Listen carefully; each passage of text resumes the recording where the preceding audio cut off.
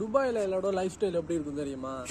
காலையில் ஏந்திரிக்கிறது, ஏதோ ஒரு சாப்பாடை சாப்பிட்றது, வேலைக்கு கிளம்பி போகிறது, சாயந்தரம் ரொம்ப டயர்டாக வந்து படுத்து தூங்குறது. இதே ரொட்டீனாக தான் இருக்கும். முக்கால்வாசி பேர் வேலை இப்படி தான் இருக்கும். ஓகேவா? லைஃப் அவ்வளோதான். காலைல ஏந்திரிக்கிறோமா, ஒரு டீயை போடுறோமா, சில பேர்லாம் சாப்பிடாம கூட போவாங்க, டீ கூட குடிக்காமல் போவாங்க. அதுமாரிலாம் எல்லாம் பார்த்துருக்கேன். நானே 2-3 நாள் சாப்பிடாமலாம் இருந்திருக்கேன்.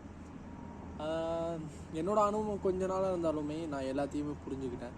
இதான் லைஃப், இதான் துபாய், ஓகே அப்படின்னு அண்டர்ஸ்டாண்ட் பண்ணிக்கிட்டேன்.